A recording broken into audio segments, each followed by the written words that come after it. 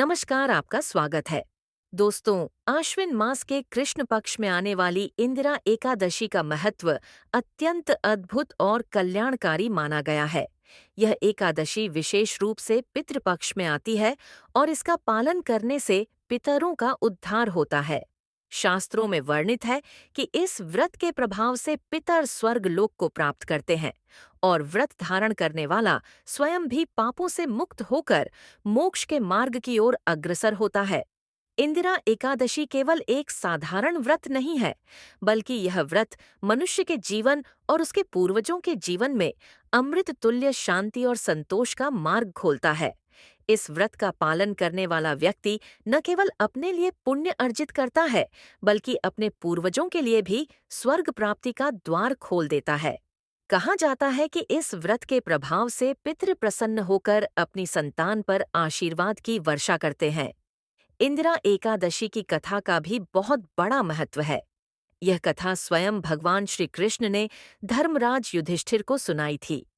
भगवान श्री कृष्ण ने बताया था कि इस कथा को सुनने मात्र से ही मनुष्य के कोटि-कोटि पाप नष्ट हो जाते हैं और उसे पितरों की कृपा सहज रूप से प्राप्त होती है। जीवन में सुख, शांति और समृद्धि का वास होता है। मन और आत्मा दोनों निर्मल होते हैं और मनुष्य का जीवन दिव्य मार्ग पर अग्रसर हो जाता है। इसी कारण प्रत्येक मनुष्य को चाहिए कि वह इस व्रत को श्रद्धा और भक्ति भाव से करे तथा इसकी कथा को ध्यानपूर्वक सुने। जो व्यक्ति सच्चे मन से इंदिरा एकादशी का पालन करता है, उसके घर में कभी भी दरिद्रता और दुख का वास नहीं होता। उसके घर में हमेशा सुख समृद्धि, ऐश्वर्य और पितरों की कृपा बनी रहती है। तो चलिए दोस्तों, अब हम आपको सुनाते हैं इंदिरा एकादशी की पावन कथा, जिसे सुनकर आपका हृदय भी पवित्र हो जाएगा और पितृदेव अवश्य प्रसन्न होंगे। लेकिन आगे बढ़ने से पहले आपसे एक छोटी सी विनती है। ये वीडियो मैंने बहुत ही मेहनत और श्रद्धा के साथ बनाया है। कृपया मेरी इस मेहनत के लिए एक लाइक जरूर कर दीजिए और कमेंट में पूरे मन से जय पितृदेव और जय श्री हरि अवश्य लिख दीजिए। तो चलिए, अब हम आरंभ करते हैं इंदिरा एकादशी की दिव्य कथा। दोस्तों, प्राचीन सतयुग में महिष्मति नाम की नगरी में इंद्रसेन नाम के एक प्रतापी राजा राज्य करते थे। राजा इंद्रसेन धर्मपरायण और विष्णु के अनन्य भक्त थे। उनकी प्रजा सुखी थी और राज्य में सर्वत्र समृद्धि थी। प्रजा राजा इंद्रसेन की उदारता और न्यायप्रियता के लिए उनकी प्रशंसा करती थी। राजा प्रतिदिन प्रभात काल में स्नान उपरांत भगवान विष्णु की पूजा तथा यज्ञदान जैसे सत्कर्मों में लीन रहते थे। एक दिन राजा इंद्रसेन अपने राजभवन की सभा में स्वर्ण सिंहासन पर विराजमान थे। उनके आसपास मंत्री, सभासद और प्रहरी आदरपूर्वक उपस्थित थे। वातावरण शांत और भव्य था और दूर तक महिष्मति की राजसभा की कीर्ति फैली हुई थी। उसी समय आकाश मार्ग से देवलोक के विख्यात नारद मुनि पृथ्वी पर उतर आए। उनके हाथ में वीणा थी और मुख से नारायण नारायण का उच्चारण हो रहा था। देवर्षि नारद की आगमन की आभा से पूरी सभा आलोकित हो उठी। नारद मुनि को अचानक दिव्य रूप में सभागार में अवतरित होते देख राजा इंद्रसेन तुरंत आसन छोड़कर खड़े हो गए। राजा ने श्रद्धापूर्वक हाथ जोड़कर नारद जी का स्वागत किया और बोले, हे देवर्षि नारद, हमारे भाग्य उदय हो गए कि आज आप हमारे यहाँ पधारे हैं। कृपया स्वर्ण आसन पर विराजिए और हमें धन्य कीजिए। राजा ने विधिपूर्वक मुनिवर को आसन एवं अर्घ्य अर्पित किया। नारद मुनि राजा के अभिवादन को स्वीकार करते हुए आसन ग्रहण कर शांत भाव से बैठ गए।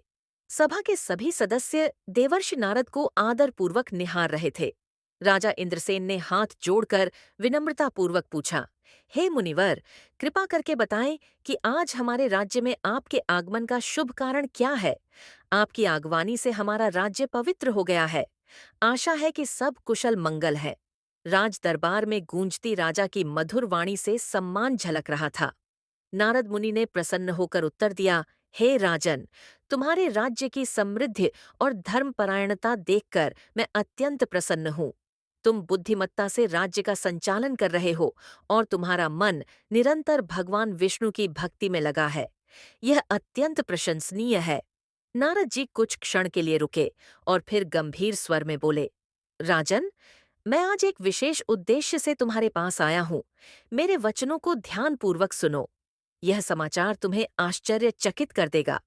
राजा इंद्रसेन मुनि के शब्द सुनकर गंभीर हो गए और समस्त सभा भी मौन होकर ध्यान से सुनने लगी। नारद मुनि ने कहना प्रारंभ किया, हे राजन, कुछ समय पूर्व की बात है। ब्रह्मलोक से यात्रा करते हुए मैं यमलोक पहुंचा। वहां यमराज की सभा में मेरा आदर पूर्वक स्वागत हुआ। यमराज, जिन्हें धर्मराज भी कहा जाता है, अत्यंत न्यायकारी देव हैं।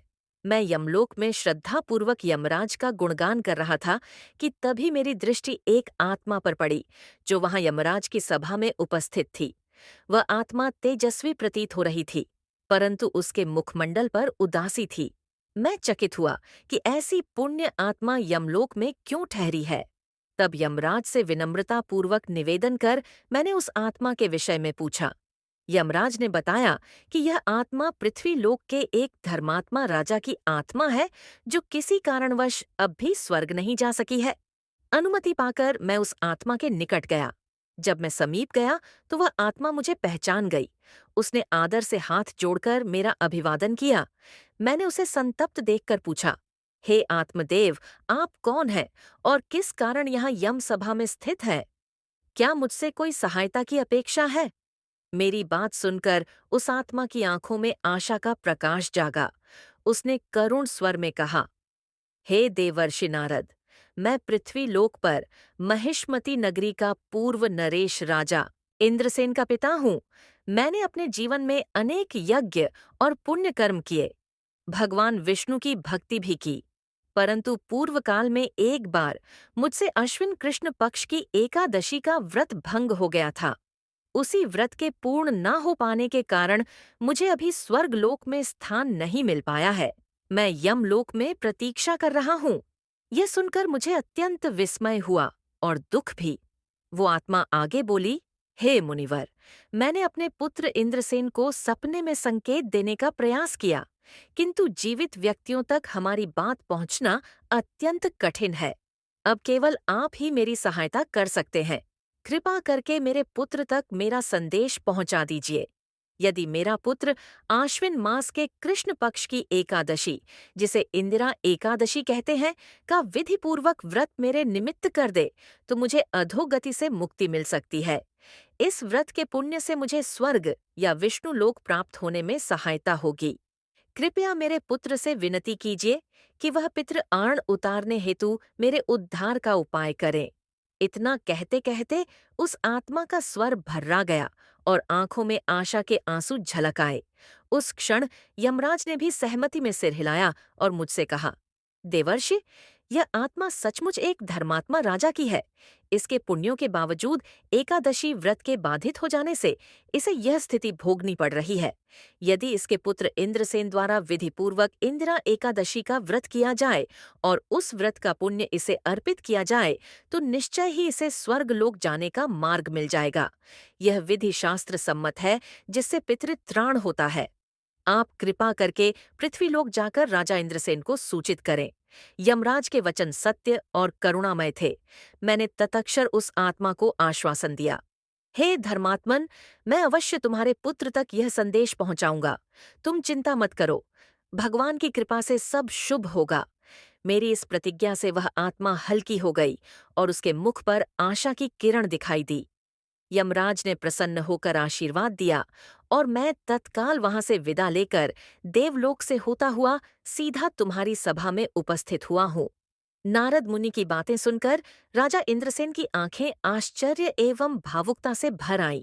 उन्हें विश्वास नहीं हो रहा था कि उनके पूज्य पिता श्री यमलोक में अपनी मुक्ति की प्रतीक्षा कर रहे हैं। राजा का हृदय द्रवित हो उठा और आंखों में अश्रु छलक आए। उसने गंभीर स्वर में कहा, हे देवर्षि नारद, यह मेरा परम सौभाग्य है कि मेरे पिताजी ने आपके माध्यम से मुझे यह संदेश भेजा है। पिता के उद्धार से बढ़कर मेरे लिए और क्या कर्तव्य हो सकता है? कृपया मुझे बताइए कि मैं इंदिरा एकादशी का यह व्रत किस विधि से करूं, जिससे पिताजी को मोक्ष प्राप्त हो। राजा की वाणी में दृढ़ संकल्प झलक रहा था। नारद जी ने राजा इंद्रसेन के भाव देख प्रसन्नता से मुस्कुराकर कहा, राजन, तुम्हारे हृदय में अपने पितृ के लिए इतना प्रेम और श्रद्धा है, यह प्रशंसनीय है। निश्चय ही इंदिरा एकादशी का व्रत संपन्न करने से तुम्हारे पिताश्री को स्वर्ग प्राप्ति होगी। अब ध्यानपूर्वक व्रत की विधि सुनो, जिसे स्वयं भगवान श्री हरि ने शास्त्रों में बताया है। राजा इंद्रसेन समेत पूरी सभा मंत्रमुग्ध होकर नारद जी के वचन सुनने लगी। नारद मुनि ने विस्तार से व्रत की प्रक्रिया समझानी शुरू की। हे राजन, आश्विन मास के कृष्ण पक्ष की दशमी तिथि से ही यह अनुष्ठान प्रारंभ होता है। दशमी के दिन प्रातःकाल पवित्र नदियों या सरोवर में स्नान करके स्वच्छ वस्त्र धारण करो। उस दिन दोपहर के समय पुनः स्नान कर शुद्धि कर लेना उचित होगा। दशमी तिथि को ही श्राद्ध कर्म संपन्न करना है। अपने पितरों के निमित्त विधि पूर्वक श्रद्धा सहित तर्पण और श्राद्ध करो। योग्य ब्राह्मणों को आदर पूर्वक भोजन कराओ तथा यथाशक्ति दान दक्षिणा दो। उस दिन स्वयं एक ही बार सात्विक भोजन ग्रहण करें, वह भी सूर्यास्त से पूर्व। भोजन भी बहुत हल्का एवं संयमित हो, जिससे अगले दिन व्रत का संकल्प सुगमता से निभा सको। निशत काल आने तक मन में पवित्र विचार रखो और भगवान का स्मरण करते हुए शयन करो। फिर जब आश्विन कृष्ण एकादशी की शुभ भोर हो, तब प्रातःकाल जल्दी उठकर स्नान आदि कर लो। नित्य कर्म से निवृत्त होकर शुद्ध वस्त्र धारण कर भगवान विष्णु का ध्यान करो। इसके पश्चात इंदिरा एकादशी व्रत का संकल्प लो। व्रत का संकल्प लेते समय मन एकाग्र और भक्ति भाव से पूर्ण हो। प्रतिज्ञा करो, आज मैं सभी भौतिक भोगों का त्याग करके निराहार रहकर एकादशी व्रत का पालन करूंगा। हे अच्युत, हे कमल नयन भगवान विष्णु, मैं आपकी शरण में हूँ। मेरी रक्षा कीजिए और मेरे पितरों को मोक्ष प्रदान कीजिए। इस प्रकार हृदय से प्रार्थना करते हुए संकल्प करो। नारद जी के स्वर में मानो स्वयं श्री हरि की शक्ति प्रवाहित हो रही थी। राजा इंद्रसेन और सभा के लोग तन्मय होकर यह विधि सुन रहे थे। नारद जी आगे बोले, संकल्प के उपरांत शालिग्राम भगवान अर्थात विष्णु के विग्रह के समक्ष श्रद्धापूर्वक पितरों हेतु श्राद्ध करना चाहिए। भगवान नारायण साक्षी हैं। इस भाव से पितरों के निमित्त जल, तिल आदि अर्पित करो। ध्यान रहे, एकादशी तिथि में अन्न का सेवन वर्जित है। अतः विधिपूर्वक ब्राह्मणों को फलाहार, फल एवं दूध आदि कराओ। श्रद्धालु ब्राह्मणों को दक्षिणा देकर सम्मानित करो। पितरों के श्राद्ध से जो अंश बच जाए, उसे हाथ से उठाकर सूंघ लो और फिर गौ माता को खिला दो। इसके पश्चात धूप, दीप, चंदन, पुष्प और नैवेद्य आदि अर्पित करके पूर्ण भक्ति भाव से भगवान विष्णु का पूजन करो। प्रभु को तुलसी दल अर्पित करो तथा भगवान के नामों का जप करो। भक्ति भावना से ओतप्रोत होकर भगवान की आरती उतारो। दिन भर मन में भगवान का स्मरण करते रहो और कथा कीर्तन या भजन के माध्यम से स्वयं को भक्ति में निमग्न रखो। एकादशी की रात्रि को भगवान के समीप जागरण करना आवश्यक है। शास्त्रों में रात्रि जागरण का विशेष महत्व बताया गया है। अतः रात्रि में दीप प्रज्वलित करके भगवन नाम संकीर्तन, कथा श्रवण तथा श्री हरि के गुणों का चिंतन करो। पूरी रात जागरण करो और एक पल को भी निद्रा में न जाओ। अब आगे द्वादशी तिथि के प्रातःकाल की विधि सुनो। जब अगले दिन सूर्योदय हो, तब भगवान विष्णु की पुनः पूजा करो। तुलसी दल सहित पवित्र जल अर्पित करो। पुष्प तथा धूप दीप चढ़ाओ। इसके उपरांत ब्राह्मणों को आदरपूर्वक भोजन करवाओ। अपनी सामर्थ्य अनुसार दान दक्षिणा देकर उन्हें विदा करो। ध्यान रहे, द्वादशी तिथि में भोजन करने से पूर्व कुछ समय मौन रहना चाहिए। तुम्हारे भाई बंधु, स्त्रियां एवं पुत्रादि सभी पहले मौन रहकर मन ही मन भगवान को धन्यवाद दो, तब व्रत खोलो। इस प्रकार विधिपूर्वक इंदिरा एकादशी का व्रत पूर्ण होगा। कहकर नारद मुनि शांत हो गए।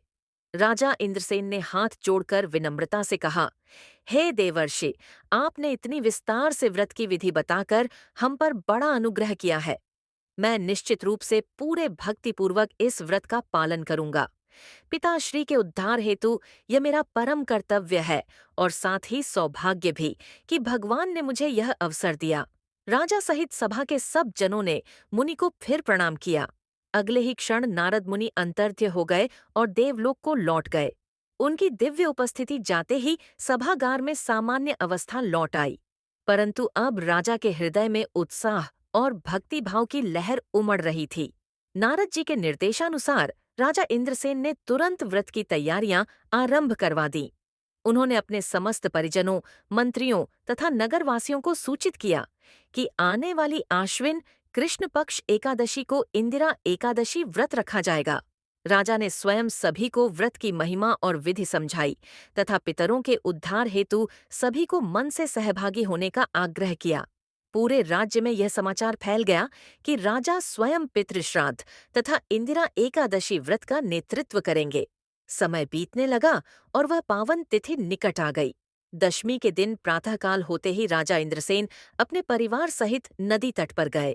शरद ऋतु का सुहावना प्रभात था। सूर्य की कोमल किरणें जल पर पड़कर स्वर्ण समान चमक रही थी।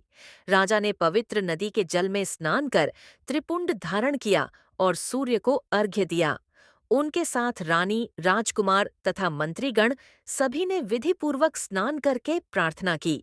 दोपहर के समय पुनः स्नान कर शुद्ध वस्त्र धारण किए गए। राजा इंद्रसेन ने राजमहल के प्रांगण में पितरों के श्राद्ध के लिए भव्य व्यवस्था करवाई थी। वेदपाठी ब्राह्मणों को आदर पूर्वक आमंत्रित किया गया। राजा ने कुश और तिल लेकर संकल्प किया तथा अपने पितरों का विधिवत तर्पण किया। पवित्र जल, दूध और तिल अर्पित कर दिवंगत पितृगणों की आत्मा की शांति की प्रार्थना की। श्राद्ध कर्म के उपरांत ब्राह्मणों को सादर भोजन कराया गया। स्वादिष्ट सात्विक व्यंजन परोसे गए। राजा व उनके परिवार ने स्वयं उस दिन केवल एक बार अत्यंत हल्का सात्विक भोजन सूर्यास्त से पूर्व ग्रहण किया तथा रात्रि में केवल फलाहार या दूध लिया। अगले दिन प्रातः होते ही इंदिरा एकादशी का शुभ दिवस उदय हुआ। राजा इंद्रसेन प्रभात की वेला में स्नान कर स्वच्छ वस्त्र पहनकर राजमहल के मंदिर में पहुंचे। वहां शंखनाद और वैदिक मंत्रोच्चार के बीच उन्होंने भगवान विष्णु की प्रतिमा के सम्मुख धूप दीप जलाकर मस्तक झुकाया। राजा इंद्रसेन ने उज्ज्वल मुख से हाथ जोड़कर संकल्प लिया, हे देव, आज मैं नियम पूर्वक इंदिरा एकादशी का व्रत करता हूँ। मैं अन्न जल का त्याग कर दिन भर आपके चरणों की भक्ति करूंगा। कृपया मेरी इस तपस्या को स्वीकार करके मेरे पितरों को मोक्ष का मार्ग प्रदान करें। उनके पीछे रानी तथा राज्य परिवार के अन्य सदस्यों ने भी व्रत का संकल्प दोहराया। दिन चढ़ने पर राजा इंद्रसेन ने यथाविधि शालिग्राम शिला का पूजन किया। भगवान श्री हरि को चंदन, पुष्प, धूप, दीप, नैवेद्य अर्पित किए गए। मंदिर में राजपुरोहित के निर्देशन में विधि विधान पूर्वक पितरों के निमित्त पुनः तर्पण किया गया। इस विशेष श्राद्ध में अन्न के स्थान पर फल और दूध अर्पित किया गया। राजा ने योग्य ब्राह्मणों को निकट बिठाकर अपने हाथों से फलाहार कराया। उन्हें वस्त्र और दक्षिणा देकर सम्मानपूर्वक विदा किया गया। श्राद्ध का अंश जो शेष बचा, राजा ने श्रद्धा से अपने कर कमलों में लेकर आंखें बंद करके उसे सूंघा और फिर प्रेम पूर्वक गौ को खिला दिया। इसके पश्चात राजा ने भगवान विष्णु के चरणों में प्रणिपात कर प्रार्थना की, हे नारायण, मेरे इस व्रत को स्वीकार करें और मेरे पितरों पर कृपा करें। एकादशी के दिन राजा और समस्त परिवार निराहार रहे। केवल फलाहार और जल ग्रहण किया गया, वह भी सीमित मात्रा में और संध्या तक ही। दिन भर महिष्मती नगरी में भजन कीर्तन गूंजते रहे। राजा स्वयं भक्तिभाव से भगवान की स्तुति में लीन रहे। चारों ओर भगवान के पवित्र नाम की ध्वनि प्रवाहित हो रही थी, जिससे संपूर्ण वातावरण सात्विक आनंद से भर उठा था। रात होते ही राजमहल के प्रांगण में भगवत भजन के साथ जागरण आरंभ हुआ। दीपों की ज्योति में भक्तजन भजन कथा तथा हरिनाम संकीर्तन में लीन रहे। राजा इंद्रसेन स्वयं पूरी निष्ठा से जागरण में शामिल थे। उनकी आंखों में थकान का लेश नहीं था, बल्कि भक्ति की ज्योति जल रही थी। समूची रात्रि इसी प्रकार भक्ति में व्यतीत हो गई। जब प्रातःकाल हुआ और द्वादशी की सुनहरी भोर उदित हुई, तब राजा इंद्रसेन ने शास्त्रोक्त विधि से भगवान विष्णु की अंतिम पूजा संपन्न की। सूर्योदय के समय पुनः शंख ध्वनि हुई और वैदिक मंत्रोच्चार के साथ राजा ने तुलसी दल तथा पवित्र जल भगवान को अर्पित किया। सुगंधित पुष्प भगवान के चरणों में चढ़ाए गए। इसके बाद राजमहल के अतिथि कक्ष में अनेक ब्राह्मणों को आदरपूर्वक आमंत्रित करके बैठाया गया। राजा इंद्रसेन ने स्वयं सेवा भाव से भोजन परोसा। सात्विक एवं स्वादिष्ट भोजन परोसा गया। तृप्त होकर ब्राह्मणों ने राजा को आशीर्वाद दिया। उन्हें वस्त्र तथा दक्षिणा भेंट कर आदरपूर्वक विदा किया गया। पारणा से पूर्व राजा ने परिवार सहित भगवान का स्मरण करते हुए कुछ क्षण मौन साधना की। तदंतर विधिपूर्वक पारणा किया गया। जो ही राजा इंद्रसेन ने व्रत पूर्ण होने पर पहला ग्रास मुख में रखने को उद्यत हुए, त्यों ही एक अद्भुत घटना घटी। सहसा आकाश से सुगंधित पुष्पों की वर्षा होने लगी। चमेली, मंदार, मालती, कमल आदि रंग बिरंगे पुष्पों की वर्षा ने समूचे प्रांगण को ढक दिया। अचानक दिव्य नगाड़ों और धुंदुभियों की ध्वनि आकाश में गूंज उठी। उपस्थित लोग चकित होकर आकाश की ओर देखने लगे। राजा इंद्रसेन स्वयं आसन से उठकर खड़े हो गए और आकाश की ओर निहारने लगे। देखते दे एक विशाल दिव्य प्रकाश पुंज आकाश से पृथ्वी पर उतरने लगा। वह भगवान विष्णु के वाहन गरुड़ पर आरूढ़ एक तेजस्वी पुरुष थे। सोने से चमकते पंखों वाले उस गरुड़ की फड़फड़ाहट से आकाश गूंज रहा था। उसके ऊपर एक दिव्य पुरुष विराजमान थे, जिनके मुखमंडल से आलोक निकल रहा था। यह और कोई नहीं बल्कि स्वयं राजा इंद्रसेन के पिता श्री थे, जो अब दिव्य शरीर धारण किए प्रकट हुए। उनके मुख पर प्रसन्नता और कृतज्ञता का तेज था। राजा इंद्रसेन ने यह दिव्य दृश्य देखा तो हर्ष मिश्रित विस्मय से अभिभूत हो उठे। उन्होंने तुरंत दोनों हाथ जोड़कर सिर झुका दिया। पिता के प्रति आदर और प्रेम से उनकी आंखें छलछला आईं। आकाश में गरुड़ वाहन पर विराजे पिता की आंखों में भी स्नेहाश्रु थे, परंतु अब उनके मुख पर दुख का लेश नहीं था, केवल आनंद और शांति का प्रकाश था। दूर आकाश से पिता ने पुकार कर कहा, हे पुत्र इंद्रसेन, तुम्हारे व्रत और भक्ति के पुण्य से मेरी मुक्ति हो गई है। तुमने पुत्र धर्म निभाकर मेरा उद्धार कर दिया। मैं तुम पर अत्यंत प्रसन्न हूँ। भगवान विष्णु की कृपा से अब मुझे विष्णु लोक जाने का सुअवसर मिला है। तुम्हें असीम आशीर्वाद। जिस प्रकार तुमने अपने पितृ के प्रति कर्तव्य निभाया है, उसे तीनों लोकों में तुम्हारा यश फैलेगा। सदा इसी प्रकार धर्म के मार्ग पर चलते रहो। पिता के यह शब्द अमृत की भांति राजा के हृदय में उतरे। राजा इंद्रसेन की आंखों से आनंद और भक्ति के अश्रु बह निकले। उन्होंने कांपती आवाज में उत्तर दिया, पिताश्री, यह सब भगवान विष्णु की अनुकंपा और आपकी कृपा का परिणाम है। मैं धन्य हो गया कि मुझे आपका उद्धार करने का सौभाग्य मिला। आप सदैव मेरे हृदय में विराजमान रहेंगे। कृपया विष्णु लोक में प्रभु की शरण पाकर वहीं से मेरा मार्गदर्शन करते रहिएगा। पिता ने प्रेम पूर्वक हाथ उठाकर आशीर्वाद दिया। तभी आकाश से एक गंभीर दिव्य ध्वनि गूंजी, पुत्र इंद्रसेन, तुम्हें भी शीघ्र ही स्वर्गलोक में स्थान प्राप्त होगा। अपना जीवन पूर्ववत धर्मपूर्वक व्यतीत करते रहो। ये आवाज स्वयं भगवान विष्णु की थी, जो अदृश्य रहकर भी अपने भक्त को आश्वस्त कर रहे थे। राजा इंद्रसेन और समस्त उपस्थित जनों ने वह दिव्य वाणी सुनकर श्रद्धा से सिर झुका दिया। सभी ने देखा कि गरुड़ पर विराजमान राजा के पिता धीरे धीरे आकाश में ऊपर उठने लगे। दिव्य विमान आगे बढ़ता गया और अंततः सबकी आंखों से ओझल होकर स्वर्गलोक की ओर प्रस्थान कर गया। पुष्पों की सुगंध अब भी वातावरण में बसी हुई थी और सभी के हृदय में अनुपम श्रद्धा का संचार हो रहा था। राजा इंद्रसेन ने भाव विह्वल होकर भगवान को प्रणाम किया और कहा, हे नारायण, आपकी कृपा से मेरे पिता को मोक्ष मिला। मैं सदा आपका आभारी रहूंगा। राजा के इन शब्दों के साथ ही समस्त जन समूह ने हरि की जय का जय घोष किया और संपूर्ण नगरी भक्ति के उल्लास से गूंज उठी। इसके पश्चात राजा ने व्रत पूर्ण कर अन्न ग्रहण किया। पूरे राज्य में आनंद और श्रद्धा की लहर दौड़ गई। सभी ने राजा इंद्रसेन की पितृभक्ति और धर्मनिष्ठा की भूरी भूरी प्रशंसा की। महिष्मती नगरी के झंझन में इंदिरा एकादशी के प्रति अगाध श्रद्धा जाग उठी। राजा इंद्रसेन ने कई वर्षों तक निष्कंटक राज्य किया। अंततः समय आने पर भगवान विष्णु के पार्षद दिव्य विमान लेकर आए और राजा इंद्रसेन को बैकुंठ धाम ले गए।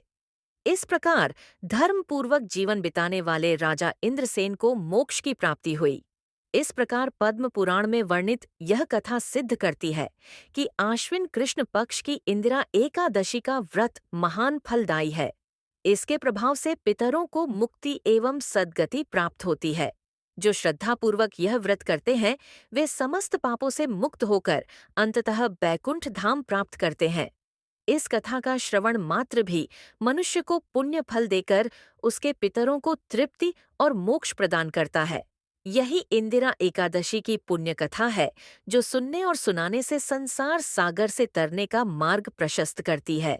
तो दोस्तों, यह थी इंदिरा एकादशी की कथा। आपको यह कथा पसंद आई तो वीडियो को लाइक जरूर करें और कमेंट में जय श्री हरि विष्णु अवश्य लिखें। साथ ही चैनल को सब्सक्राइब करें